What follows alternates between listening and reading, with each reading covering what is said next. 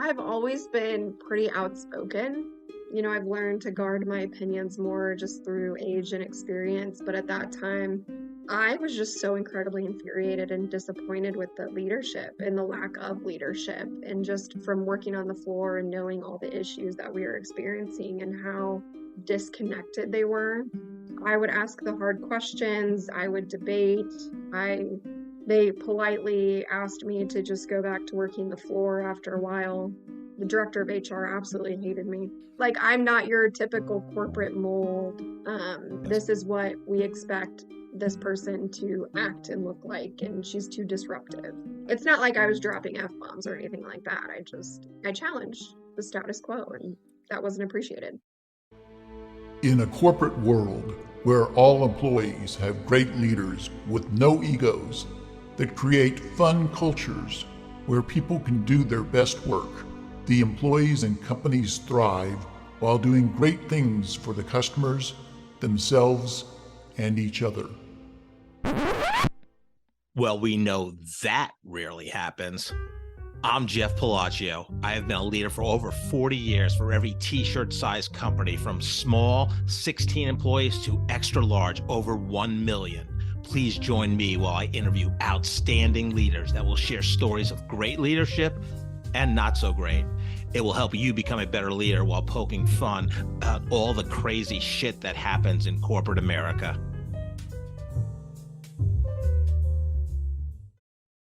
Hi, I'm Joe Deshawn, and welcome to the Corporate Couch with Jeff Palacio. Today's episode is brought to you by Palacio and Partners, providing turnkey podcast creation, hosting, production, promotion, and related creative resources for you and your business. Today, Jeff is interviewing Ericka Beeler. Ericka is the CEO of Beeler Consulting, at the forefront of healthcare innovation with a sharp focus on strategic growth and revenue enhancement. Before starting her own business, she managed a $43 million surgery center operation, served as Vice President of Business Development at a 590-bed Level 1 trauma center, and led a 700-bed health system through transformational growth. You can learn more about Ericka at beelerconsulting.org. Let's listen as Jeff talks to Ericka.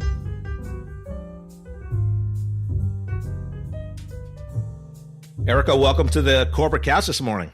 Thanks, Jeff. Happy to be here. Yeah, we have kind of met. We were at a hemp, has nothing to do with marijuana or Woody Harrelson's product of choice. That's strange. Hellsberg Entrepreneurial Mentoring Program. Yes. We were at a Kansas City Connectors lunch, so we both, I guess, were determined by somebody that we were good Kansas City Connectors. I guess so. But yeah, no, very honored to meet you. We're going to get into your story, which is fascinating to me. But let's start with a fun question, Ericka. Even people that know you fairly well, what one thing would surprise them about you? I think I'm actually kind of an introvert, which people probably don't necessarily believe, but I love just unwinding, watching shows, relaxing, and I don't really like to go out unless I absolutely have to. Yeah. So. Okay. We're going to get into what's your favorite one or two shows you're watching right now? Bridgerton. I love it. And Love is Blind. I know people are Bridgerton. I'm a Bridgerton fan, and I know people are going to give me a hard time that I love Love is Blind, but I do. I love love. I think it's beautiful. So there you go. Yeah. Wow. There you go. I listened to the Smartless podcast with Will Arnett, Jason Bateman, and Sean Hayes, and a lot of the celebrities. They watch Love is Blind and Below Deck. Oh, I haven't watched Below Deck. I watch that one. Yeah. So there you go. Add it to my list. And just full disclosure, I only watched the first season of Bridgerton and never continued. Not that I didn't like it, but I don't know what happened. Have you done Love is Blind yet? I think I may have. So, I don't know if I've ever watched the whole thing, but I have dipped my toe into it, I guess. All right. Well, I'm going to follow up with you next week and be like, you got to. There you go. Yeah. But I like you love love. So I would fall into that category too. So there we go. I think you grew up in Kansas City? Yep. Grew up in Stillwell, went to Blue Valley High School, born and raised. live in Overland Park, didn't go very far. I went to Pitt State for Yeah. college, so, I left. The Gorillas. Yeah, the Gorillas. Yeah. What was the appeal to Pitt State for you? I followed a boy. I followed a boy from a small A town. common, very, it's a common theme sometimes with my guests that they follow their partner, or I don't know if you call them partner when you're 18 years old, but yeah. Yeah. Um, Yeah, it all worked yeah. out though. My family, my mom and my dad went to Pitt State, and my family's from Girard Yeah. originally and from Southeast Kansas, so it all worked out. Okay. Yeah. What was fun for you growing up? What did you love doing? So rollerblading, rollerblading, basketball, swimming.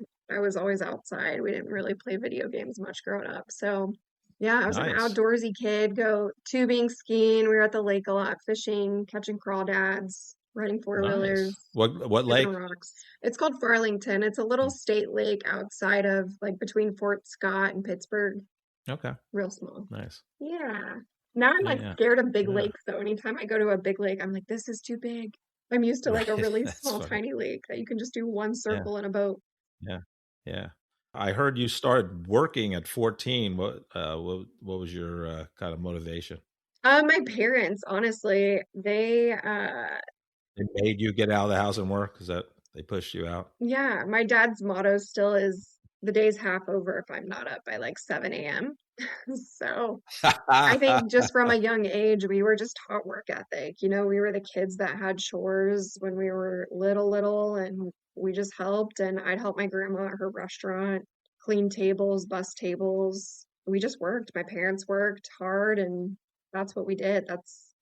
Yeah, my husband tells me it's kind of a problem every now and then. He's like, you work a lot. And it's like, it's just how I grew up. I don't know. Yeah, So. it's ingrained in you. It is work ethic. And Interesting. I have a hard time relating to people that are like, oh, that's so much work. And I'm like, that's what we do. Just work hard. Like, get after it. Let's go. Right. So, Yeah. Are you still an early riser, or now you control your own destiny and your parents don't? no, Yeah. I can't really sleep in. I struggle to sleep in. So I try to do 5 a.m. every morning. Recently, I've not been so great about it, but I was getting up at 5, doing coffee, reading a book, praying, just trying to get in a good mindset for the day and have some quiet time before my daughter wakes up at 6 every morning. On her own? hmm She has like all my Yeah. kids woke up early. I don't know why. I don't make them wake up. I Yeah. don't wake them up, but they do. So yeah, she's Yeah. 3. She wakes up at 6 o'clock pretty much every morning. And so yeah, that's like my time with her, get to hang out with her a little bit before the day Yeah. starts. So Yeah, I've always been an early riser myself, but I don't know if I woke up that early. But and I have trouble sleeping in also. I mean, yeah, if occasionally on a weekend, if I get up at 8 o'clock, it's like, oh my God, it's like lunchtime. exactly. So And I feel like I'm so productive yeah, in the mornings too. And I don't know, that's when yeah. my mind is the Well, you best. own the mornings. Yeah, You own the mornings. It's your time because nobody's up. Nobody's emailing you mostly, and hmm you can do your own thing. But as the day goes on, shit happens, and so exactly. Yeah, and then I pick up the kids and I'm in mom mode. So until they go to bed at 8, which I usually fall asleep putting them to bed. So it's like this is yeah. the couple hours of the day that I get to myself to do whatever and to be selfish, I guess you could say.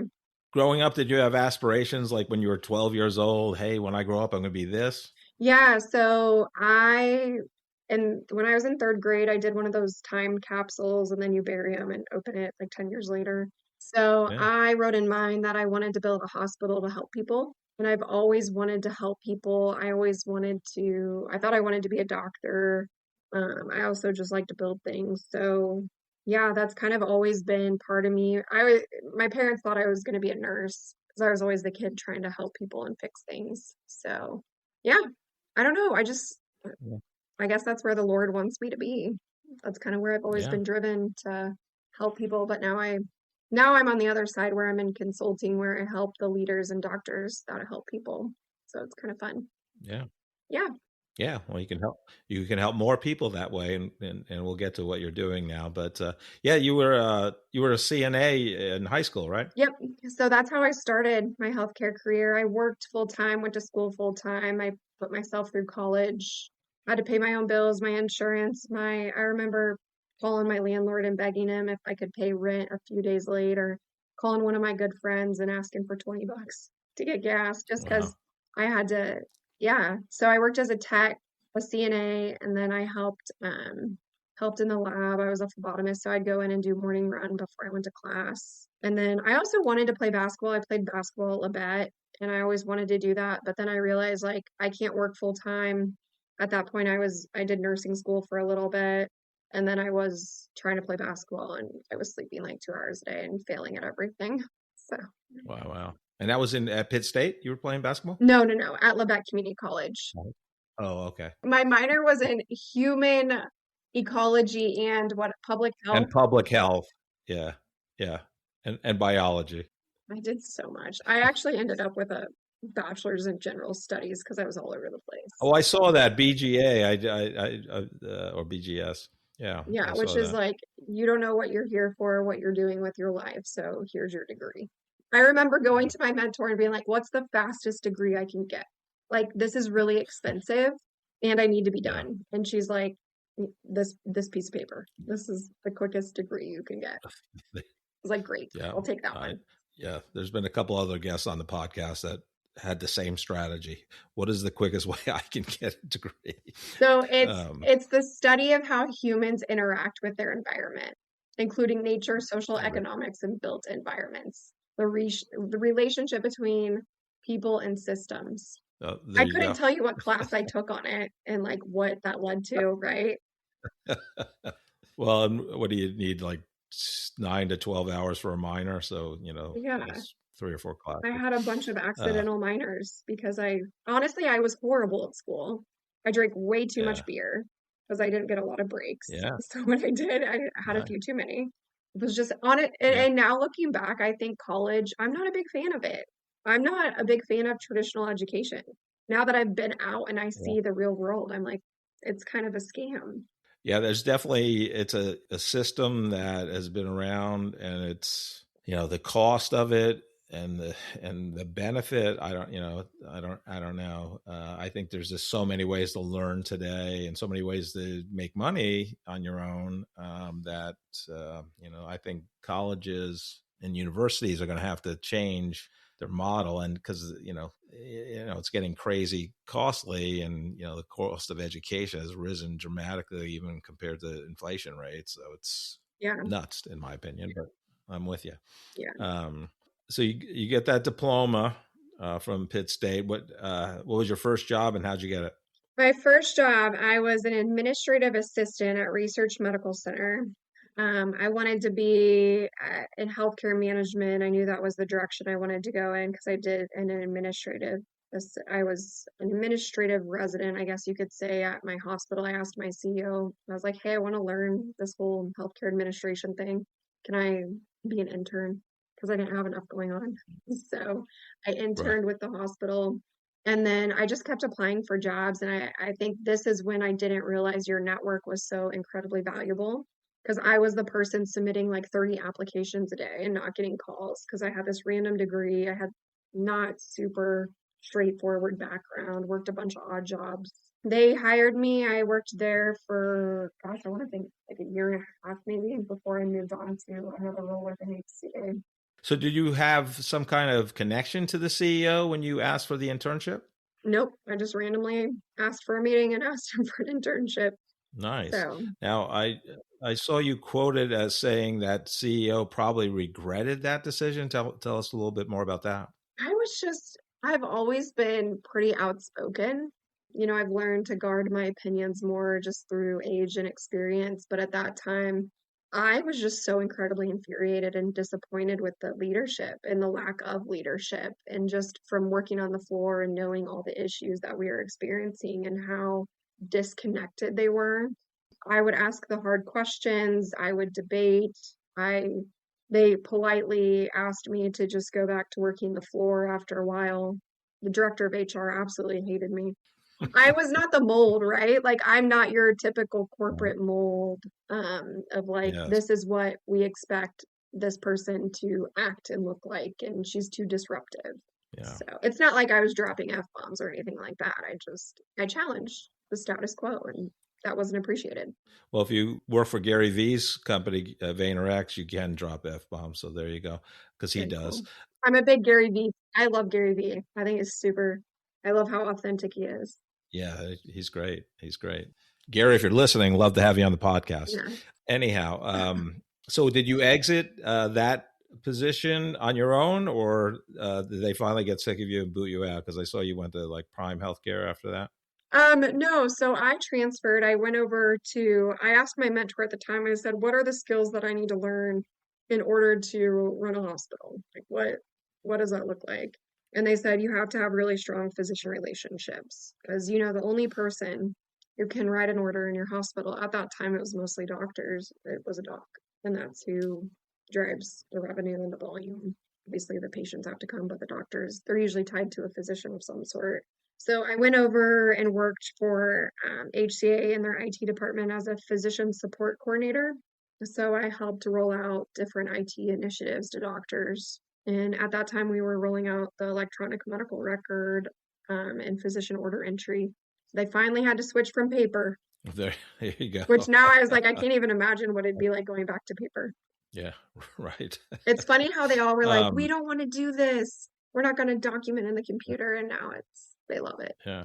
Then it looks like you went to a practice manager and you had like 24 FTEs at a fairly young age to be kind of leading that size group. So talk about that. Yeah. I think I was 24. Every single one of my employees was older than me. I was managing 2 practices, 2 locations, multiple providers, lots of employees, and I grew up a lot that year that I was there. And I was exhausted, but I think I learned more about leadership in that 1 year than I ever did in my master's degree. And you just learn like, how do you get teams on the same page? How do you use your time wisely and not take meetings that, every vendor wants to meet with you, but how do you really be selective about that? How do you lead through change? How do you have those crucial conversations with staff? How do you fire someone? So I enjoyed it. It was good. I mean, HCA was good to me. I don't have anything bad to say. I know how they do business. I can see why people don't necessarily agree with it, but as far as a place to grow and learn, I had great mentors there that gave me some good opportunities for sure. Now, did you rely on both mentors in a kind of a personal relationship as well as books? What was kind of the way you learned and what was most helpful for you? Yeah, I think through mentors and calling my colleagues. There's still a girl that I talked to that was a practice manager. I think she was a year older than me, but she started as a coder and a front desk. Or no, she started at the front desk, became a coder, then a practice manager. Her name's Jessica Robertson, and I still text her and call her, mostly to say, hey, come join our team. Come on over. She's a rock There star. you go. But yeah, I think it's leaning on Yeah. your peers that you trust, that you can call them and they're not going to judge you. Because when you're a new manager, you're going to have stupid questions or that feel like stupid questions. And you don't always want to bug your boss with those. My brother is a hospital CEO, so I'd call him a lot. He was still annoyed every time I called him, but I'd still call him. That's funny. So what led you to leave that company? Yeah, so the CFO I was doing my internship with, who actually was really good. She called me and she said, hey, we have this position opening up at St. Joe. I think you'd be a great fit. You should come interview for it. So I did, and just hit it off. The CEO and I got along really well. I believed in his vision for the hospital. And then they gave me an offer that changed my life. They literally doubled my salary from being a practice manager. I never thought I'd be making 6 figures. And I was, at that time, what was I, like 27? I don't know. Yeah, it was a lot of money for me, especially a kid that grew up not having a lot. So it was a life changer. Yeah. And I think that's what I learned quickly is it's who you know, not necessarily what you know, because I didn't know the first thing about business development or marketing. I saw that. So that's, again, pretty young age to have that director of business development marketing role.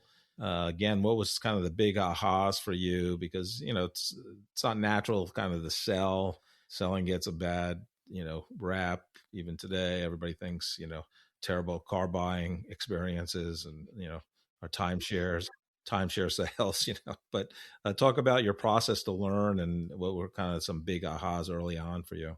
it was just getting into the numbers and understanding, sitting in the rooms and listening. I think I had to learn, like, my dad would always say, think before you speak, right? Like, pause and just like listen. You don't need to be the first one to talk.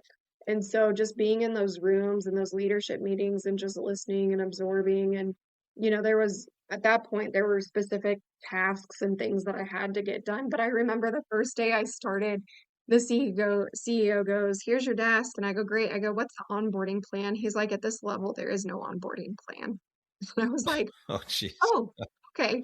I was like, well, I guess. And then I was like, well, I've been thrown into several situations. So I just kind of rolled up my sleeve and figured it out and just tried to identify, where can I make an impact? Where's the dollars flowing for the hospital? What are the resources I have today? And then just started solving problems. I think naturally my instinct is like problem solution, problem solution. And then through solving problems, you alleviate some of those bottlenecks in hospitals that allow you to drive volume. Because a lot of times it's not a lack of patients, sometimes it's just a poor process. So the patients are calling, but someone's not answering, or, we never fixed this scheduling issue or authorization issue. So just kind of self-taught, I guess you could say. Yeah. Yeah. And when you were doing the business development, like, were you trying to build brand awareness among potential patients, or were you trying to recruit doctors? What was kind of the main things you were responsible for? Yeah, it was all of that. So, in a hospital, physician alignment's really important. And at Prime, we didn't have the luxury of employing a lot of physicians. So it was like, what are the independent groups that are coming to the hospital that could potentially bring more volume that we could partner with? And then what programs can we develop around them? So one of the programs at St. Joe I'm the most proud of is we had a rock star orthopedic surgeon, Dr. Scott Abraham, and he wanted to do robotic knee replacements, robotic assisted knee replacements. I didn't actually use a robot to fully do it. And I was like, great, this is cool. Like, this is something we can market. This is new. This sets us apart. He was super engaged. He'd do talks. So we kind of built a whole program around him, and it absolutely took off.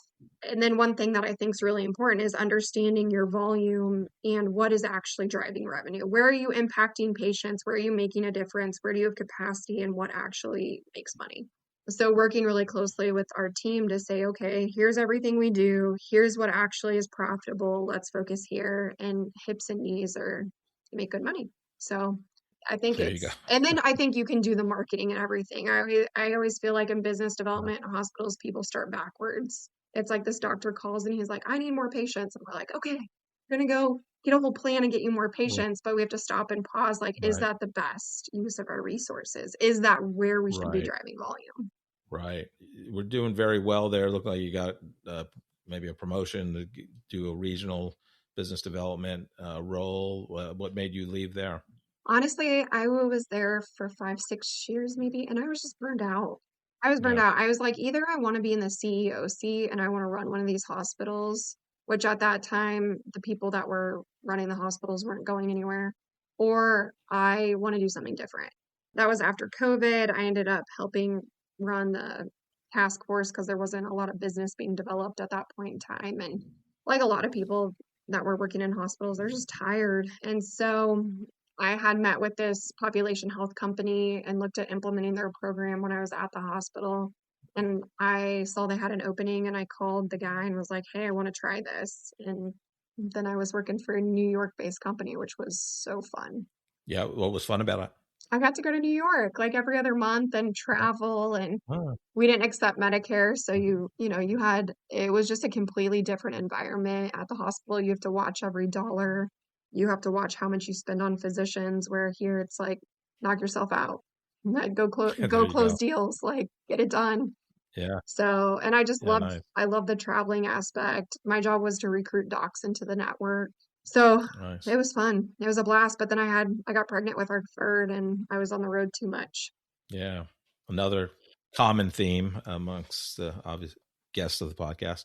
What part of New York was it? In the city, the headquarters? Yeah. So our office was on 5th Avenue.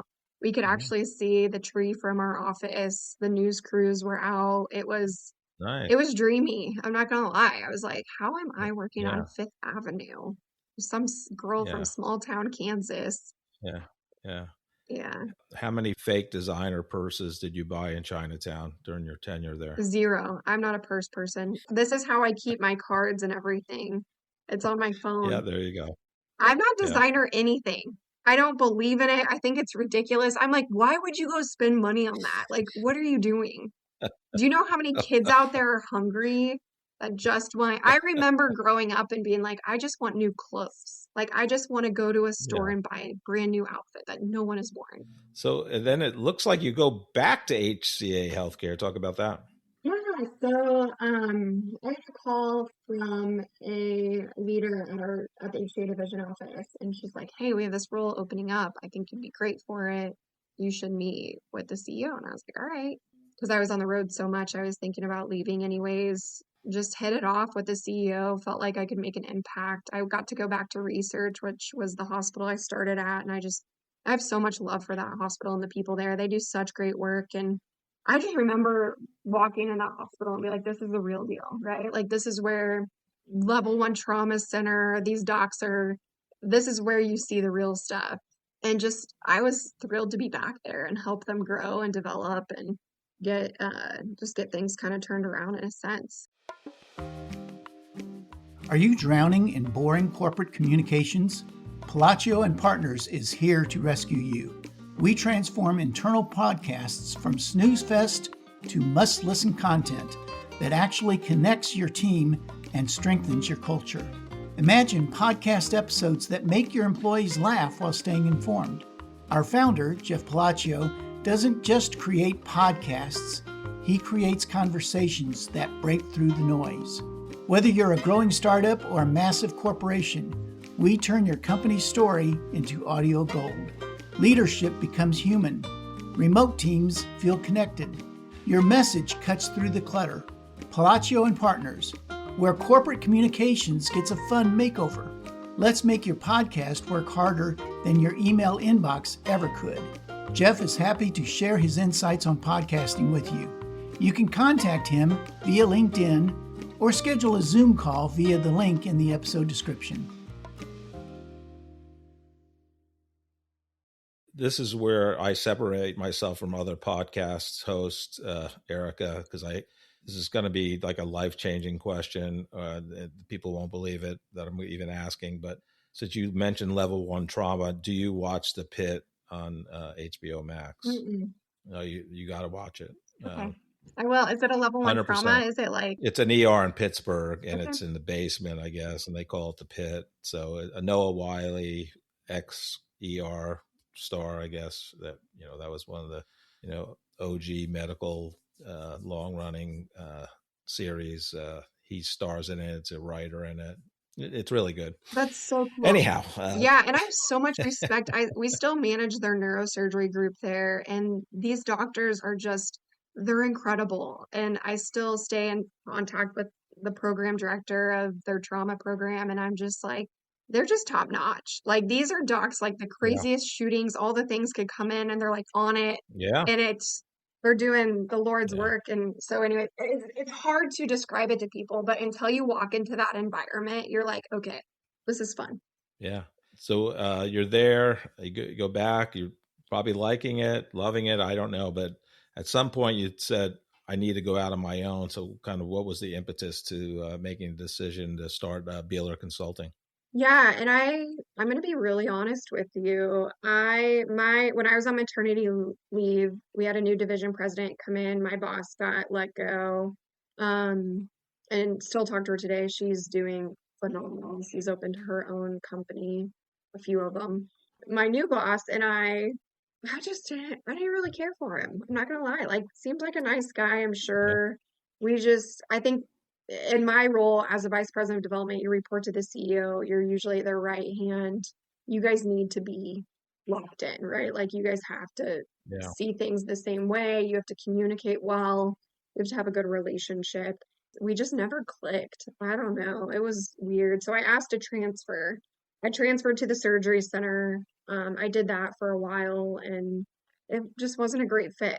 At that time, I told my husband, I was like, I just don't even know where I'm supposed to be. Like, what am I supposed to be doing with my life? Where am I supposed, and I'd pray to the Lord. I'm like, Lord, put me where you want me. Like, I'm here to serve you. So what Yeah. am I supposed to be doing with my life? I love to help people. I love helping Yeah. doctors. I like fixing Yeah. chaotic situations. I like turnarounds. And so, yeah, started my company 2 years ago with no plan for it to be where it is today. I was just like, I'm going to just do some consulting and try to do some good work and use the skill sets that I have and help people and be more present at home. Yeah. And now we're here. So talk about that because you're working for big organizations. Everything it's kind of laid out for you. It's nice getting that paycheck every 2 weeks or whatever the cadence is. The healthcare benefits, all that good stuff that comes with it. What Mhm. was kind of the big aha? Like, holy shit, I didn't know this was going to happen when I'm running my own company. I think the biggest thing is how you can be basically used for your relationships, right? Like I've had some clients that, and then they don't value what you can really bring to the table. Or my largest client decided to bring what I do in-house. And so I lost to them, and that hurt. And I was like, oh, shoot. So I think it's just learning those things and learning them early of like, okay, I do have value. I do have a network. I do have credibility. I have to protect those relationships. So I think I had to learn that lesson on a couple deals the hard way and just learning to diversify my client base. Like, don't be so reliant on a client. And I think one of my clients loved that I was basically an employee for them, where that was not my goal. I don't want to be an employee. I'm not looking for another W-2. I want to help and make an impact, but I'm not an employee. I think Yeah. sometimes they get those lines blurred of like, are you a consultant or are you an employee? Most people that go out on their own, one of the biggest challenges is the business development. So you obviously had that skill set. Was there anything else that was really, really hard for you to learn or do or figure out? Cash flow, that's one thing that I learned is I was invoicing like on a net 30. So as I started to bring and hire people to join our team, I struggled because I was like, dang, like I am chasing the next paycheck and the next project because I'm not asking people to pay up front. So that's one process that I learned the hard way to change is invoice on the first day of the month, ask for 50% of the project fees up front, try to get people on retainers and reoccurring revenue versus project based. So I think a lot of that I just learned going through the process and just, hands in the head moment of like, how am I going to make payroll this month? And I still pay myself last. I pay all our people and pay myself last. Thankfully, my husband has a phenomenal job, carries benefits. So we bootstrap the company. I still own 100%. It's been a ride. So was it always the plan to, I know it seemed like when you started, it was kind of, you were just going to be Beeler Consulting, but obviously at some point you added people and you have, a wide variety of people that are work under the umbrella of Beeler Consulting. So talk about that process. Yeah, so I ran into some financial modeling challenges. I basically didn't know how to figure out how to get to the margin per case and case costs that I wanted to. So I kept calling a CFO I worked with who was my boss for a little bit at research. And I was like, John, I need help. I don't know what I'm doing. Like, I don't want to mess this up. I want to give the client the best service. Like one of the kindest humans. We always got along. He's a man of God too. And so I feel like and I told him, I go, I want to help these hospitals. These hospitals need help and I want to go help them. And so he joined my team. And then I called another gentleman that left HCA, Jim. He joined, got Darren on the team. And before I knew it, I had this phenomenal group of just strong healthcare leaders. So when we go into a client, we can really wrap our services around them and say, okay, well, you're not just going to get a strategy person, you're going to also get someone with a deep experience in healthcare finance and payer contracting. So we can give the client a different level of service than the other firms. But it happened organically and naturally. Like there was no grand plan of, hey, I'm going to need 4 CFOs and I'm going to need 3 CEOs and then a CNO. It just happened. And I do Yeah. honestly give it to God. I 100% think this is some sort of master plan designed by the Lord. And I know some people think I'm Yeah. absolutely crazy for saying that, but And like, how else could Yeah. this happen? Like literally, how else Yeah. could it happen? Yeah. Yeah. I'm a big believer, whether you bring in, believe in God or the universe, whatever it is, like situations happen to move you on. So you got that boss that you really didn't align with because you were supposed to move on. And I think I'm a big believer in that myself.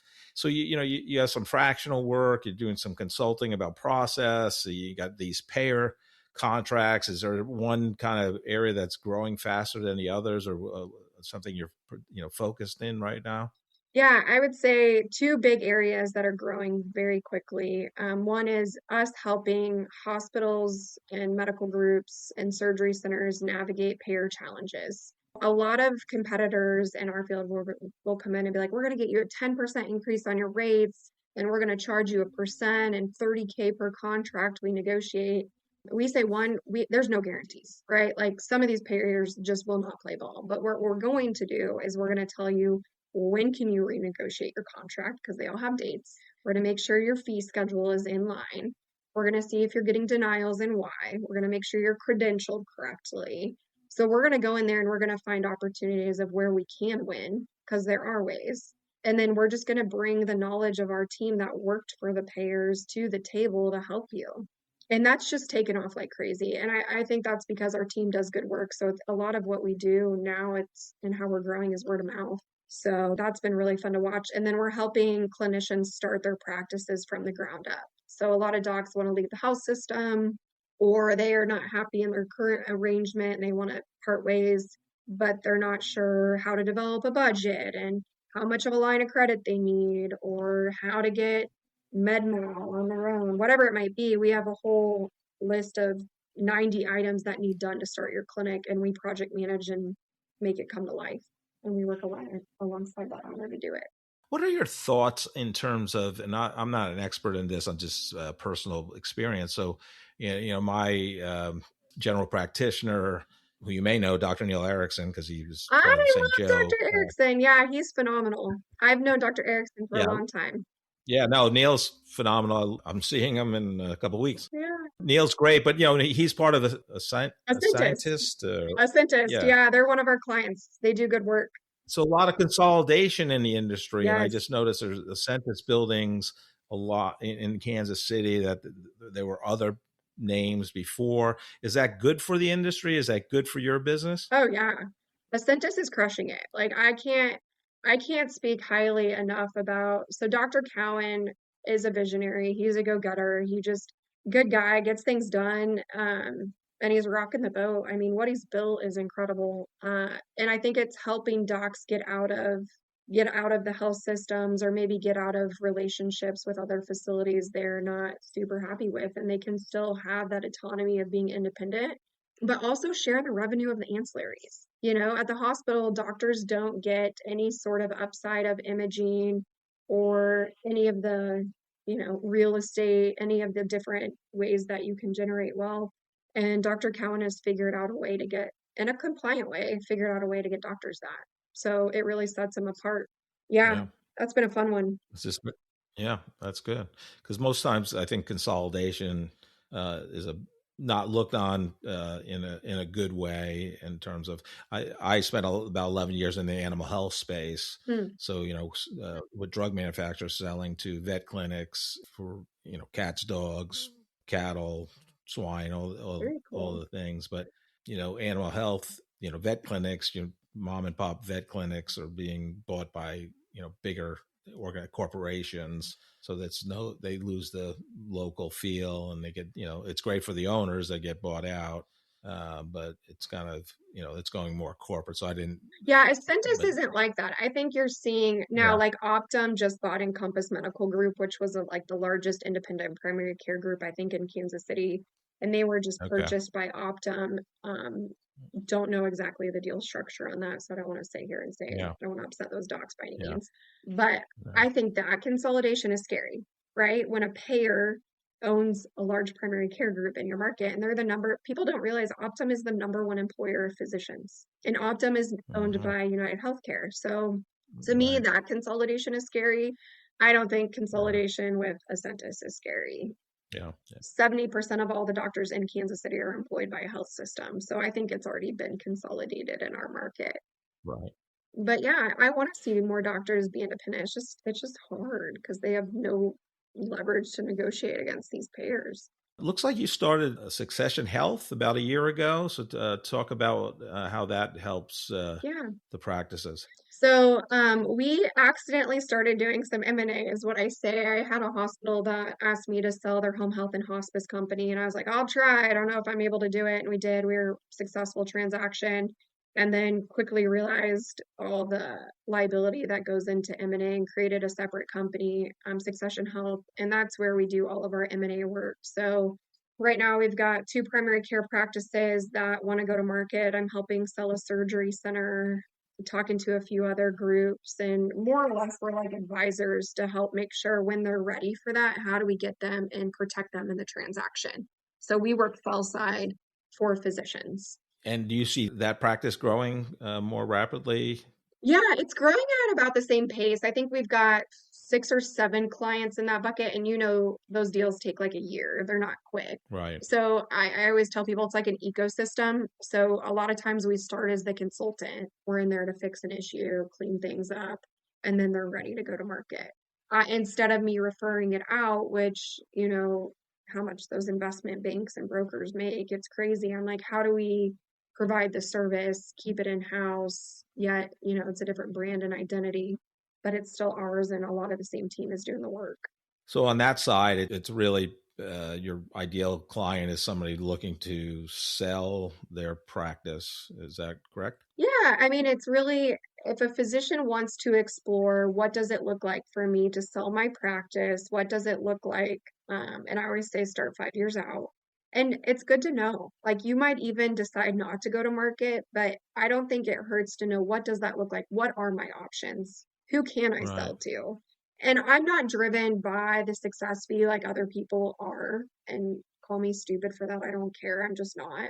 Like one of my Right. doctors took a less deal recently. She's under exclusive LOI because the doctor was in the community already. They were going to take over the practice, and she wants to retire, and all she cared about was making sure her patients were taken care of. So I Yeah. think it's important for physicians and hospitals to engage with people that really have their best interest in mind, which I Right. don't think is always the case. And then on the Beeler consulting side, Erica, what is your ideal customer profile? Who you're trying to help there? What do they look like? So hospitals 100 beds and less. We work with a lot of rural hospitals, and that's where we think we can make the biggest impact. So we take our team's knowledge, we go there.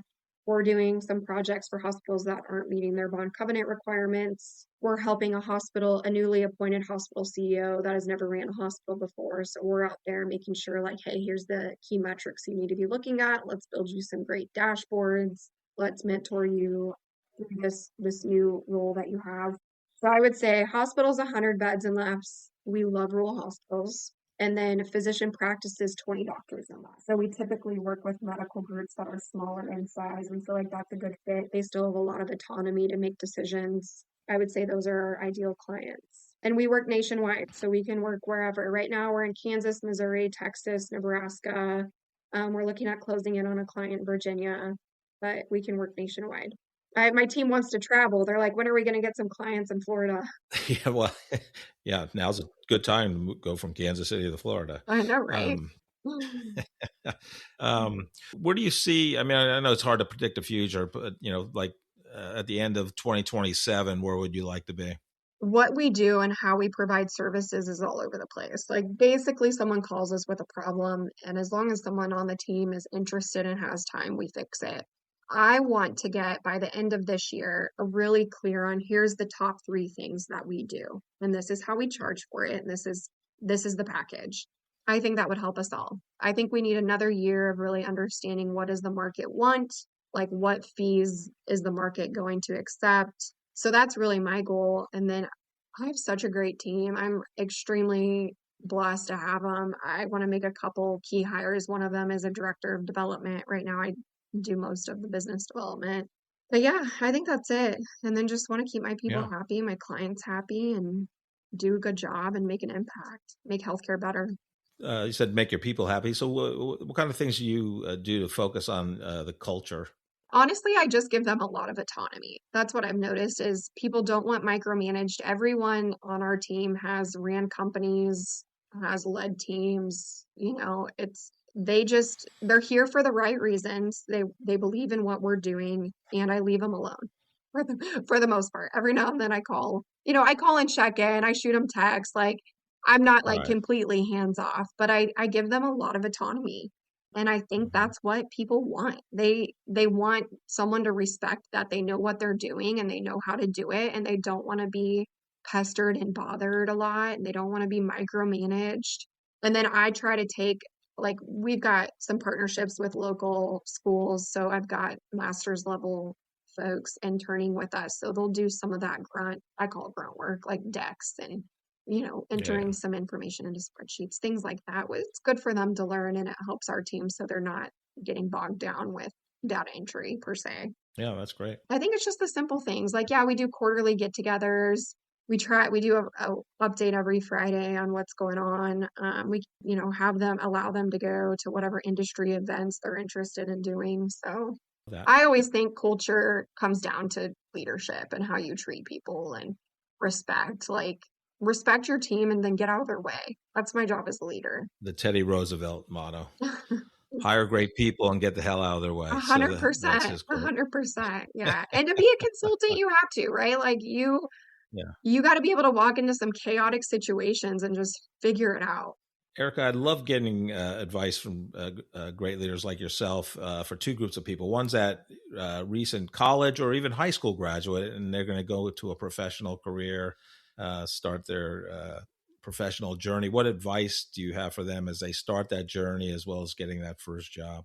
Network like crazy. I think one of the best things you can do is think of what job do you want to do? What do you like to do?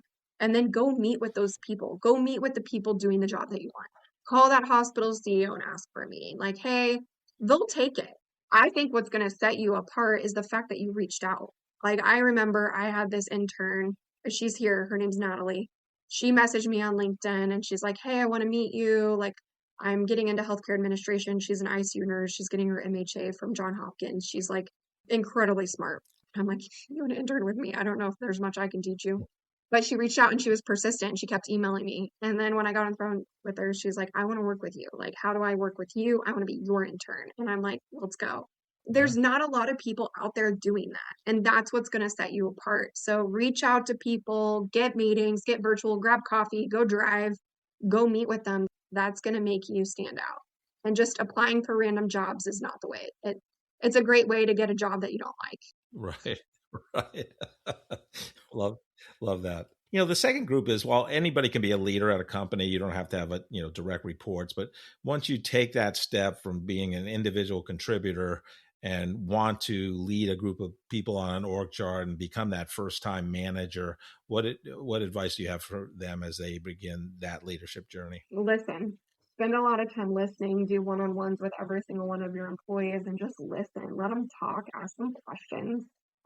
One thing that I do, and I'm starting to get better at, is like pause for 3 seconds before you respond, get curious, ask questions, not to the point where it's intrusive, right? Like if you're sitting there peppering someone with a million questions, they're just going to be like, ugh, like I just got interrogated. But genuinely care and want to Right. get to know them. Like, tell me about your Yeah. kids. What do you like to do for fun? Like Yeah. what drives you? Why are you here? What part of your job do you love? And I think that's going to set you apart as a leader because I've seen and experienced so many people that bosses too that just never even knew my kids' names. They never Right. asked me how my weekend was. Like I don't think they cared. Yeah. Actually, I Yeah. know they didn't care.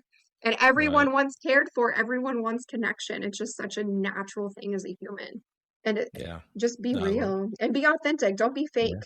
Yeah. No, I love that advice. Ericka, thank you so much for coming on the Corporate Couch today. I really enjoyed talking to you. I love your journey. I can't wait to see what you do with both your companies and continued success. Thank you. Thanks for having me. I appreciate it.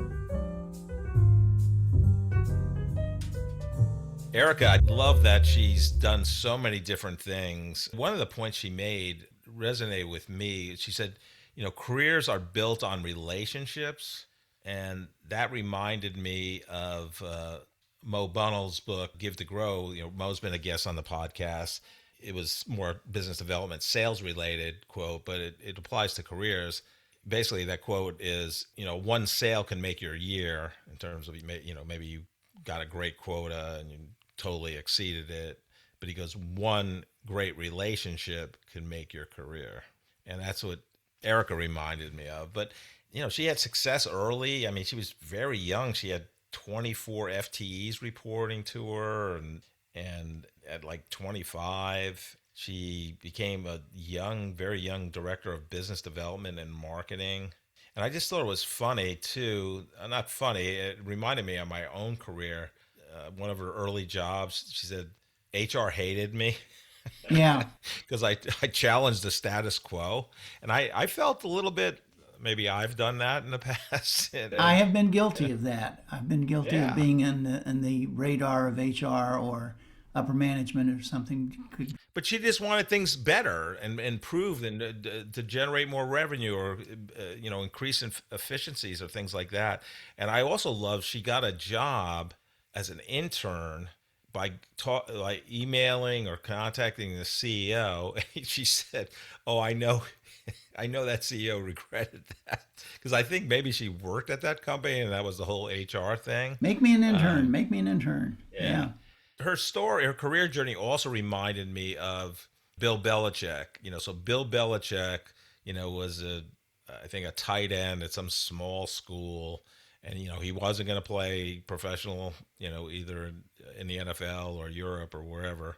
And he started in the bottom rung, working for Ted Marchibroda, who was the head coach of the Baltimore Colts at the time.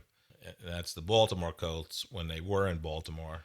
And he was like he did everything. He was like the chief everything officer, meaning he did cleaning the towels and, washing the uniforms and, bringing the equipment out to the practice field. Like he started at the bottom, and Ericka did the same thing. She was like an intern. She was a CNA in high school. That's the job where, you're washing out bedpans and, cleaning up, messy sheets. And you know what I mean by messy in the hospital. It's a shitty job, right? Then she was an admin assistant. I mean, she just worked her way up and learned, very curious. I don't know. I just enjoyed it. And it's her first podcast. So another first, we've had a few guests that we've been their first podcast. So there you go. We're the ones that get to break them in. Yeah. What thoughts did you have with Ericka? It was very interesting. She had a very interesting career path, unlike most other people in their career path. She rose very, very quickly and did it with a minimal amount of education. She talked a lot about how her education wasn't nearly equivalent to what, the experience that she was getting. And we found so many people like that. She even said, college isn't for everyone. And I think, yeah, I know. We've been learning that over the last couple of years on the Corporate Couch. Not everybody can go to college. Not everybody needs to go to college. Not everybody should go to college. That was interesting. She had an interesting quote that I wrote down from one of your last questions that you asked. She said, applying for random jobs is a great way to get a job that you don't like. Yeah. That's speaking to how the job-seeking industry or market is today as opposed to how it used to be. When you and I were looking for our first job straight out of college, we would send resumes to everybody.